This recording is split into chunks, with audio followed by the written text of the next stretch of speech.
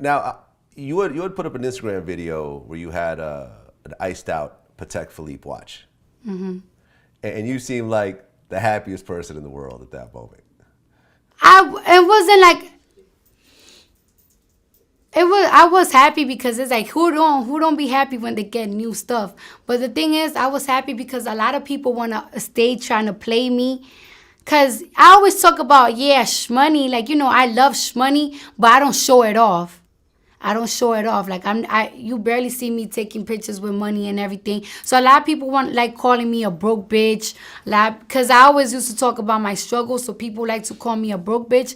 And it's like sometimes I be feeling like it's like I'm broke, and I just want to put up my bank account, but it's like, nah. So I guess the money was like a symbol or a sign that it's like I'm not broke. Cause if I was broke, I wouldn't spend it on a goddamn watch. Trust me, I wouldn't. No, I won't.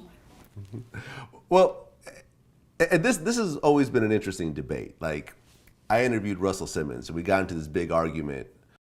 I mean, if you get rich, how many seats can you sit your ass in at one time? I mean, how many seats you got? One seat at a time. So life's goal is a comfortable seat, quiet, comfortable, awakened seat. That's it. So you're saying that having a certain amount of money doesn't bring happiness at all? Because I would actually disagree with that.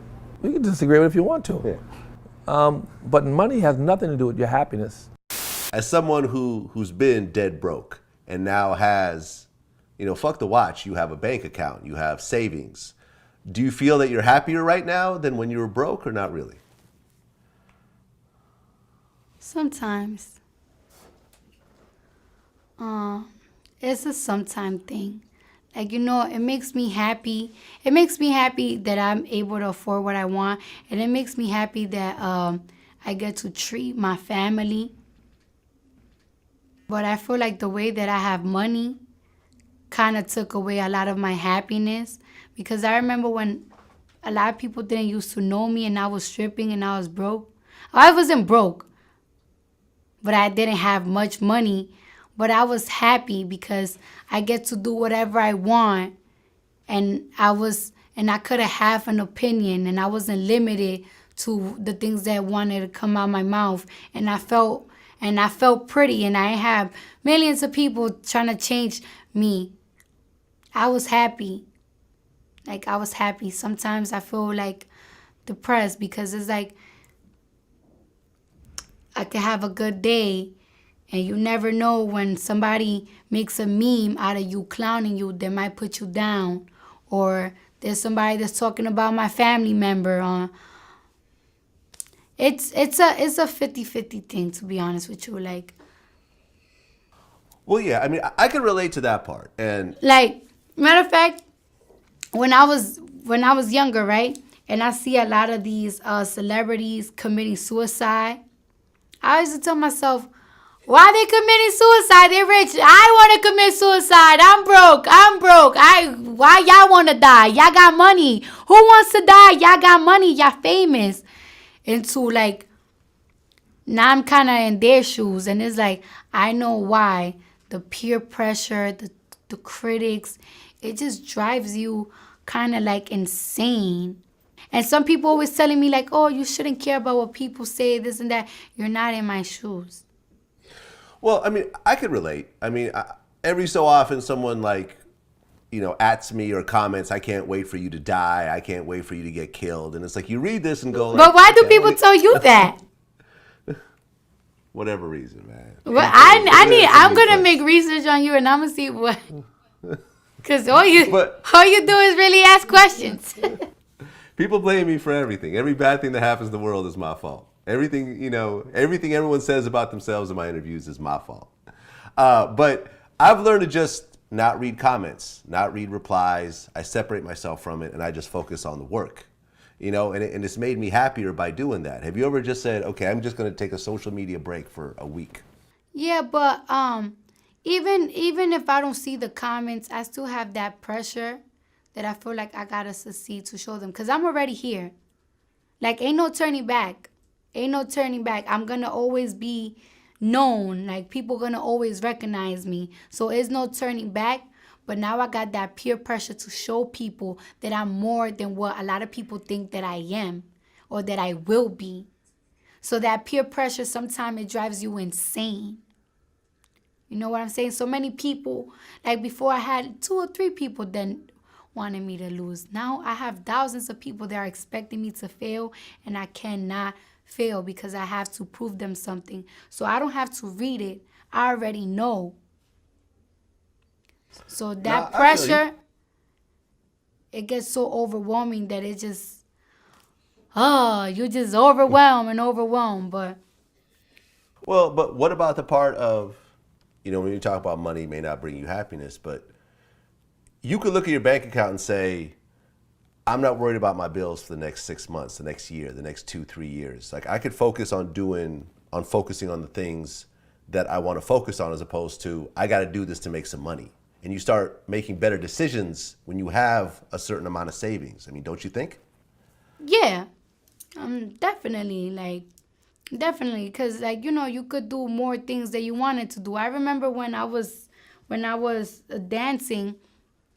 When I was dancing, my goal was, by the age I'm 25, I know I'm gonna have $100,000 in my bank account, and I'm gonna buy a house.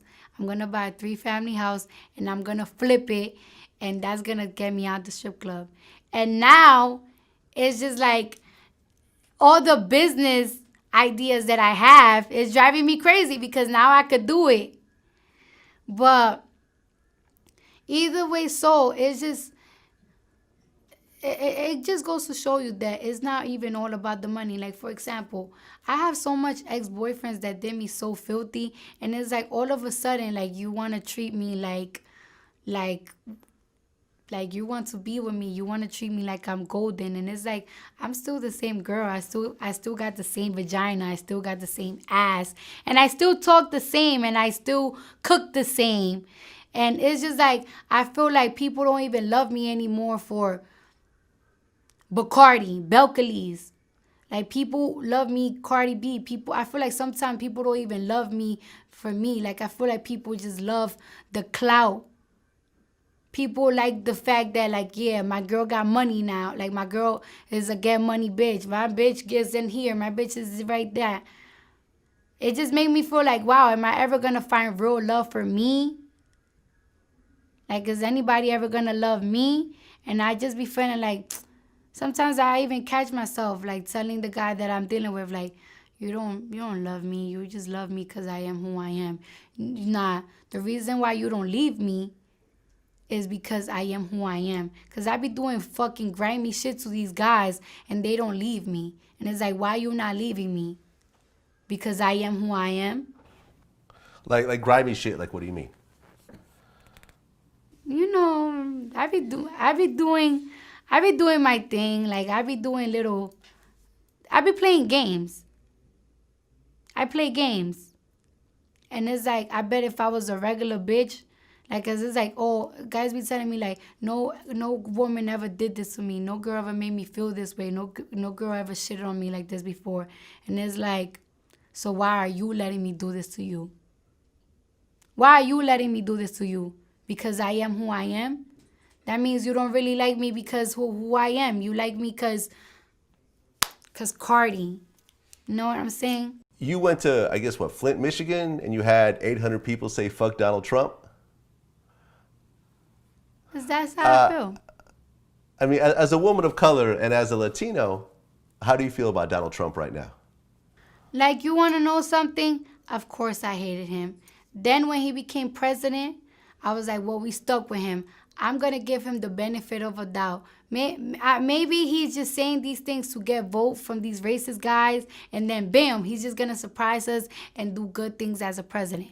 And it's just like, now he's getting me upset all over again. All over again, because first of all, you're starting things. Like, I saw that he was going back and forth on Twitter with China. Why are you looking for problems with them, people? Why? Why are you looking for problems with them? And then it's like, you're so focused on a wall. Why are you so focused on a wall? Why?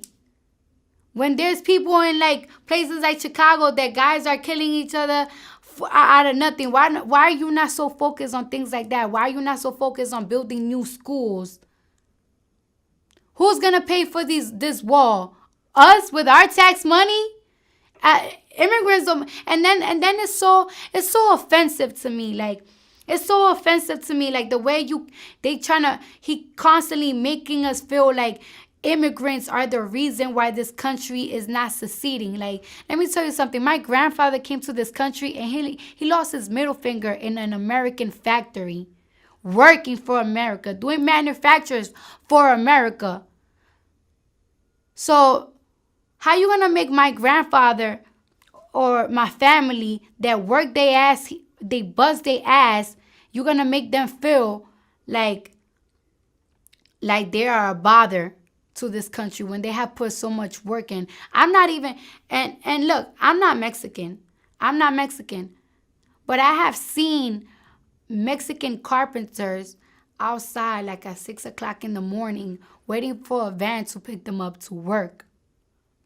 And you're going to make those people feel like they are a bother to America, like they come to America for only benefits? All right, we come for benefits, but we also build for America to be great. You're actually on the next season of being Mary Jane. Yeah. So are you acting, or are you just, being Cardi B? No, I'm acting. Well, I think I'm only in one episode. Like, people have been blowing it up, and it's like, I'm only in one episode. I don't want. It's not so crazy, but it is a big deal because it's just like a step. It's a little step. Every little step, it's a big step. And the character, I was so happy that the character, she's kind of similar to me. So I didn't have to do a role that I have to be extremely dramatic or extremely out of my element.